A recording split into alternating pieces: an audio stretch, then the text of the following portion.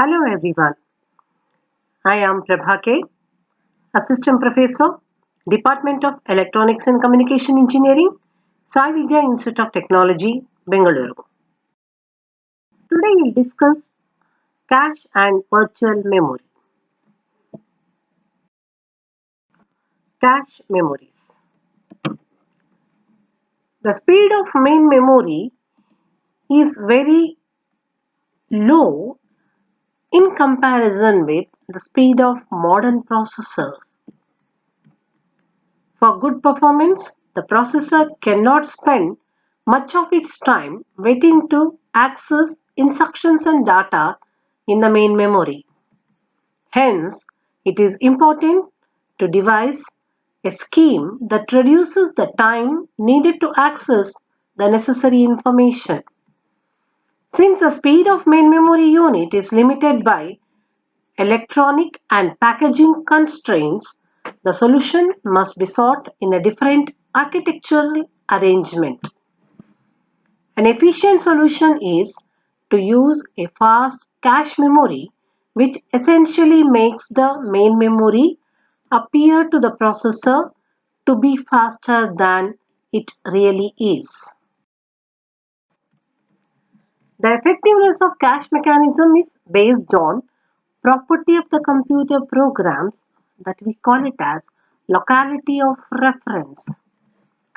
Analysis of programs shows that most of their execution time is spent on routines in which many instructions are executed repeatedly.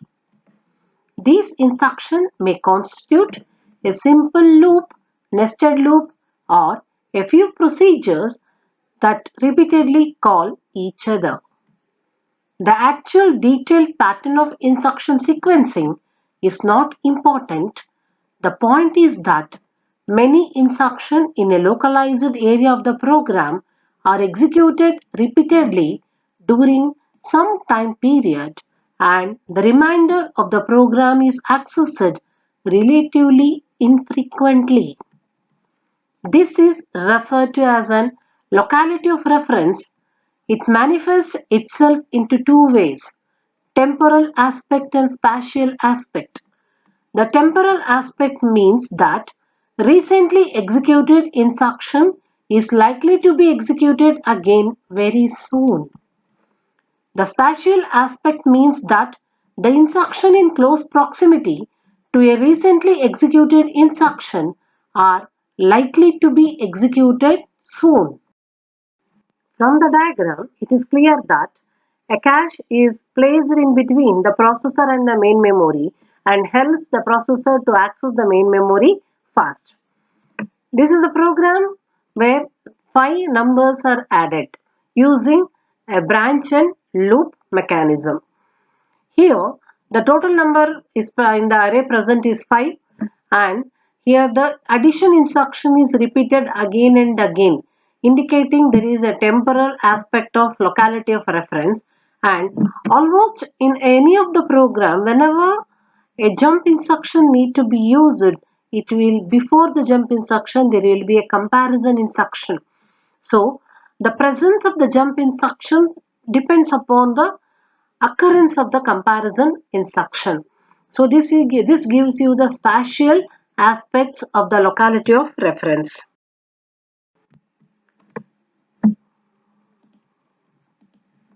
If the active segments of the program can be placed in the fast cache memory, then the real execution time can be reduced significantly. Conceptually, operation of cache memory is very simple. The memory control circuitry is designed to take advantage of property of locality of reference. The temporal aspect of locality of reference suggests that whenever an information item is first needed, this item should be brought into the cache where it will hopefully remain until it is needed again. The spatial aspect suggests that instead of fetching just one item from the main memory to the cache, it is useful to fetch several items that reside at adjacent addresses as well.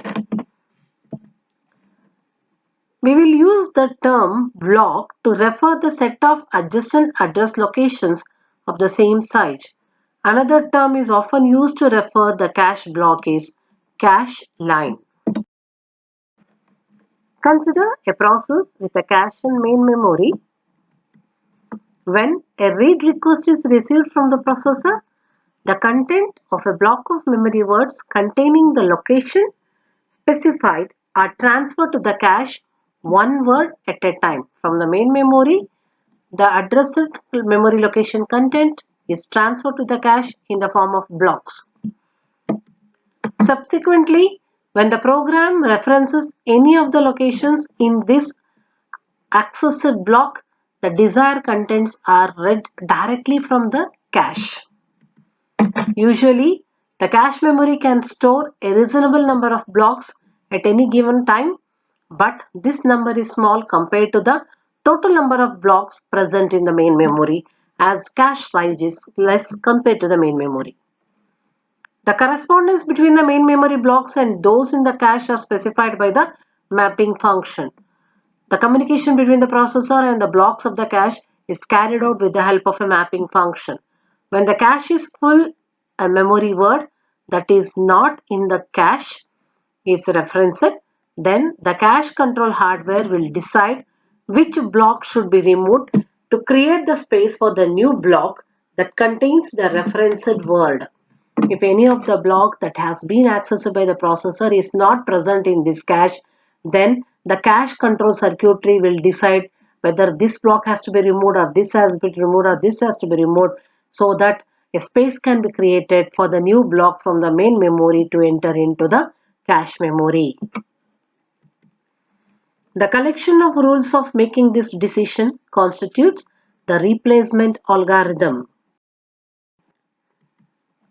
The processor does not need to know explicitly about existence of the cache. It simply issues read and write request using the address that refers the locations of the memory. The cache control circuitry determines whether the requested word is currently existing in the cache or not. If it does, the read or write operation is performed on the appropriate cache location. In this case, a read or write hit is said to have occurred. In a read operation, the main memory is not involved. For a write operation, the system processes in two ways. In the first techniques, the called write through protocol is used. Cache location and the main memory locations are updated simultaneously. In the second technique is to use to update only the cache location and mark it is updated with associated flag bit, often called as dirty or a modified bit. The main memory location of the word is updated later when the block containing this is marked a word is to be removed from the cache to make room for a new block. This technique we call it as a write back or a copy back protocol. The write-through protocol is simpler, but it results unnecessary write operation in the main memory when the given cache word is updated several times during its cache residency. In write-back protocol, there will be a result in unnecessary write operations because when a cache block is written back into the memory, all words of the block are written back, and even if only a single word has to be changed while the block was in the cache.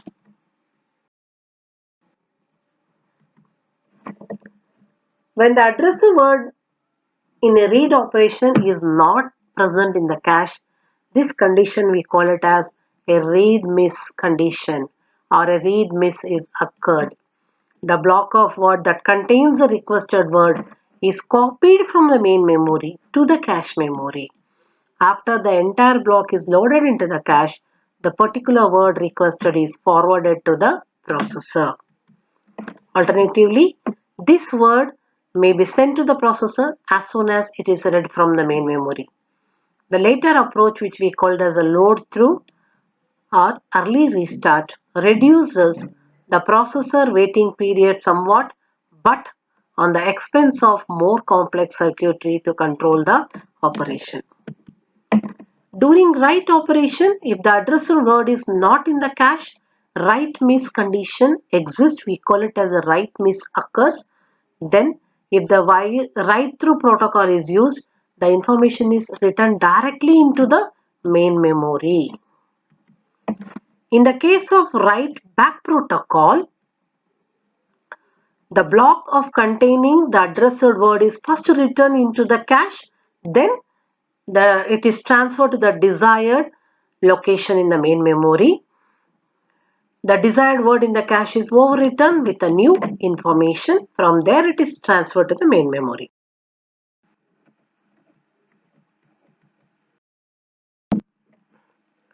Virtual memories. Techniques that automatically move program and data blocks into a physical memory when they are required for executions are called virtual memory programs. Hence, the processor references an instruction and data space that is independent of the available physical main memory.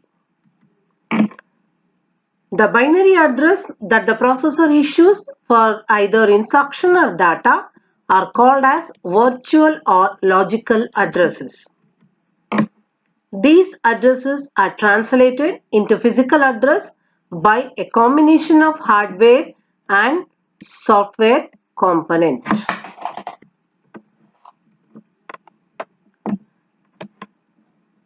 If a virtual address refers to a part of the program or data that is currently in the physical memory, then the contents of the appropriate location in the main memory are accessed immediately. On the other hand, if the element address is not in the main memory, its contents must be brought from hard disk into the suitable locations in the main memory before they can be used. This block diagram gives you an idea about the virtual memory. Figure shows typical organization that implements the virtual memory. A special hardware unit called as Memory Management Unit, in short we call it as MMU, translates virtual address or a logical address into physical address. When the desired data or instructions are in the main memory, these are fetched as described in the previous presentation. That means if the data is present in the main memory, it is transferred from main memory to the cache in the form of a block and then to the processor. If data are not in the main memory, the MMU, Memory Management Unit, causes the operating system to bring the data into the main memory from the disk with the help of DMA transfer operation. Transfer of data between the disk and the main memory is performed using the DMA scheme. Thank you.